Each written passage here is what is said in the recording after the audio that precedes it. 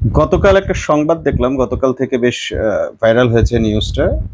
মোটামুটি প্রায় বলতে গেলে সবগুলো গণমাধ্যমেই এইভাবেই হেডলাইনটা করেছে যে সার্জিসের শ্বশুরসহ ২৫ জন বিচারকের পদোন্নতি বা বিচারক অতিরিক্ত বিচারপতি হিসেবে নিয়োগ পেলেন। তো আমি ঠিক বুঝতে পারছি না মিডিয়াতে এতদিন কাজ করার পরও এটা কি ধরনের হেডলাইন, যে সার্জিসের শ্বশুর, তার কি আর কোনো পরিচয় নেই? তিনি কি সার্জিসের শ্বশুর হওয়ার সুবাদেই বিচারক হলেন? এই যে মানুষের মনের ভেতর এক ধরনের সন্দেহ তৈরি করে দেওয়া, বিষ তৈরি করে দেওয়া, এই কাজটা কি মিডিয়া করতে পারে? মিডিয়ার বা সাংবাদিকতার ইথিক্সে কি এটা যায়? একজন বিচারপতি কিভাবে নিয়োগ হয়, অতিরিক্ত বিচারপতি কিভাবে নিয়োগ হয়, তাদের প্রমোশন কিভাবে হয়, এই প্রক্রিয়াগুলোকে প্রশ্নবিদ্ধ করে ফেলেনি এই হেডলাইনগুলো? মিডিয়া চাইলেই কি যে কোনো কিছু করতে পারে? মিডিয়ার স্বাধীনতা মানে কি একজন বিচারককে অসম্মান করা, রাজনীতিবিদকে অসম্মান করা বা ব্যক্তিকে অসম্মান করে যা খুশি লেখাটা কি মিডিয়ার ইথিক্সের মধ্যে পড়ে? এটা কি মিডিয়ার স্বাধীনতা? এই মিডিয়াগুলোর কাছে, বিশেষ করে আমার চোখে সর্বপ্রথম পড়েছে ডিবিসি নিউজের হেডলাইনটা।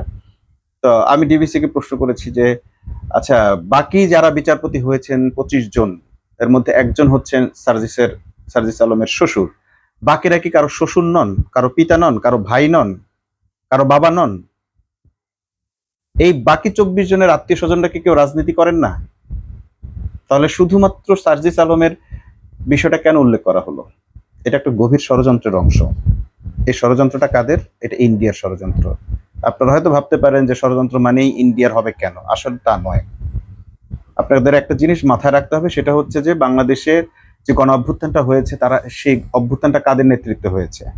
সেই অভ্যুত্থানটা হয়েছে এমন কিছু ছেলেদের মাধ্যমে, এমন কিছু লোকের মাধ্যমে, এমন কিছু নেতৃত্বের মাধ্যমে যাদের প্রতি বাংলাদেশের সকল শ্রেণী পেশার মানুষের আস্থা ছিল। বাংলাদেশ ঐক্যবদ্ধ হয়েছিল। শেখ হাসিনার মতো অপশক্তিকে বাংলাদেশ থেকে তাড়াবার মতো কোনো শক্তি বিএনপির ছিল না, জামাতের ছিল না, এমন কোনো রাজনৈতিক দলের ছিল না। ১৫টা বছর শত শত মানুষ জীবন দিয়েছে রাজনৈতিক দলের, কিন্তু এই আওয়ামী ফ্যাসিবাদী শক্তিকে, অপশক্তিকে কিন্তু তাড়ানো যায়নি। সার্জিস আলম, হাসনাত, নাহিদ ইসলাম বা নট মেনশনিং আ নেম, কোনো নাম ছাড়াই যদি আমি তাদেরকে ধরি, তাহলে দেখা যাবে যে এমন একটা শ্রেণী যাদেরকে মানুষ বিশ্বাস করেছিল, যাদের প্রতি মানুষ আস্থা রেখেছিল।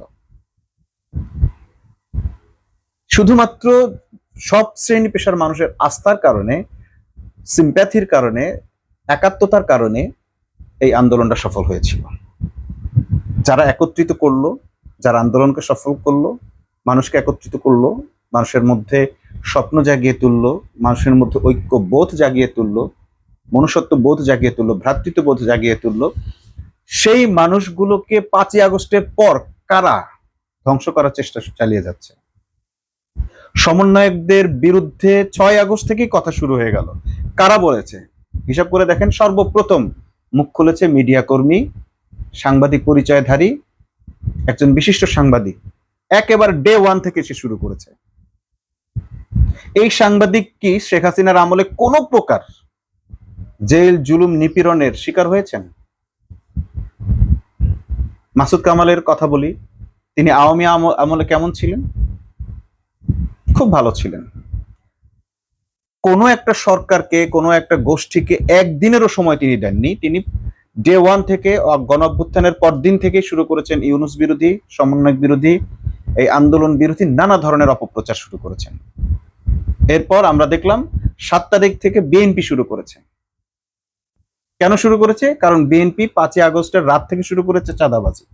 আমাদের কাছে বিভিন্ন জায়গা থেকে খবর আসছিল, কি ভাই আপনারা না দেশ বদলাবেন, এখন তো চাঁদাবাজি শুরু হয়ে গেল, যায় দেখেন মতিঝিলে কি হচ্ছে, অমুক জায়গায় কি হচ্ছে। প্রচুর জায়গা থেকে এগুলো আসতে থাকলো। প্রথমে আসলো ডাকাত হিসেবে।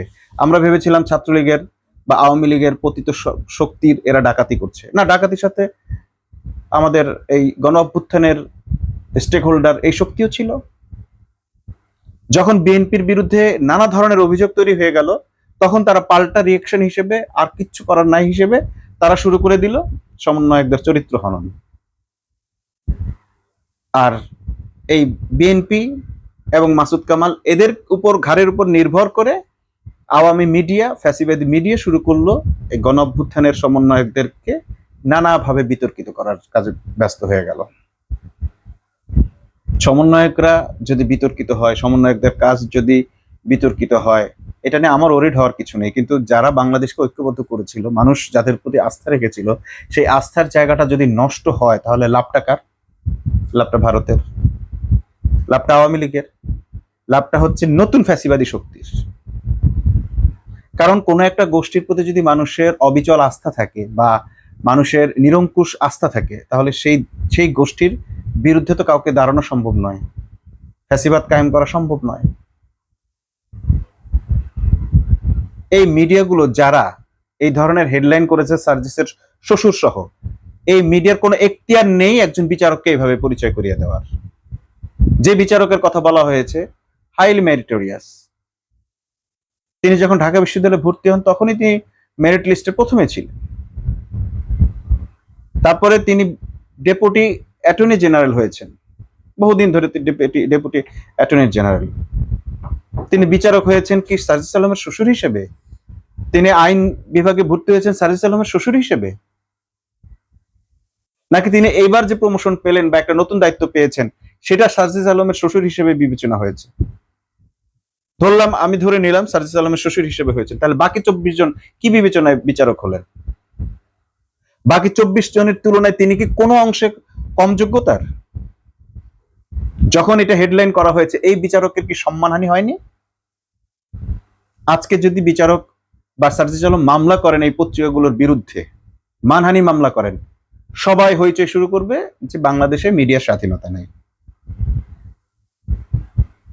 এই স্বাধীনতার নাম যদি, এটার নাম যদি স্বাধীনতা হয়, আর এরকম স্বাধীনতা যদি চর্চা করা হয়, অপসাংবাদিকতার চর্চা বাংলাদেশে যদি বাড়তে থাকে, তাহলে বাংলাদেশ রক্ষা করার আর কেউ থাকবে না।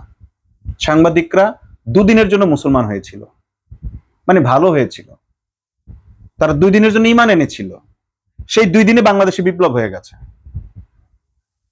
গণ অভ্যুত্থানের সময় যদি মিডিয়া এই 2 দিনের জন্য, কয়েকদিনের জন্য ভালো রোলটা প্লে না করতো, বাংলাদেশে কোনোদিন গণ অভ্যুত্থান হতো না। এখন 2 দিন ভালো কাজ করার পর এবার আপনারা সারা জীবন ধরে শুরু করলেন, আবার সে আওয়ামী ফ্যাসিবাদী রাজনীতি শুরু করলেন, তাহলে লাভটা কি হলো? আপনাদেরকে বারবার রক্তের বিনিময়ে, রক্ত দিয়ে সাধারণ মানুষের এত এত ছোট ছোট বাচ্চা কিশোর সন্তানদের রক্তগুলো দিয়ে আপনাদেরকে চোখ খুলে দেওয়া হলো। ভেবেছিলাম আপনারা আলোকিত হয়েছেন, আপনারা কখনোই আলোকিত হবেন না, আপনাদের হৃদয় পরিষ্কার নয়। কারণ আপনাদের মাথার উপরে যিনি বসে আছেন, আপনাদের যে মালিক, সে মালিকেরা হচ্ছে নষ্ট মালিক। পত্রিকার আমার কাছে তালিকা আসতেছে, কয়েকজনে আমাকে বলেছেন যে মিডিয়াগুলোতে এই ধরনের ফ্যাসিবাদী সিস্টেম এখনো আছে, আপনি যদি বলতে পারেন, যদি লিখতে পারেন, তাহলে দয়া করে এদের কথা লেখেন। কারা কিভাবে ফ্যাসিবাদ কায়েম করে রেখেছে মিডিয়াতে? সবচেয়ে বেশি ফ্যাসিবাদ এখন তৈরি হয়ে আছে মিডিয়াতে। ডিগবাজি দেওয়া সাংবাদিকরা একটার পর একটা অঘটন ঘটিয়ে যাচ্ছে, শুধুমাত্র তাদের লেভেল সাংবাদিক, এই জন্য তাদের বিরুদ্ধে কোনো ব্যবস্থা নেওয়া যাচ্ছে না। এই অপসাংবাদিকতা যদি দূর করা না হয়, তাহলে বাংলাদেশ কখনোই তার নিজস্ব পথে চলতে পারবে না।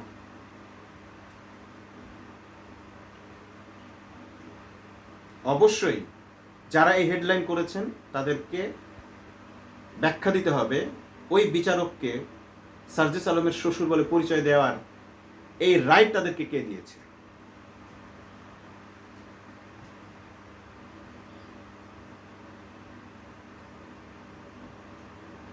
কাট বাবু।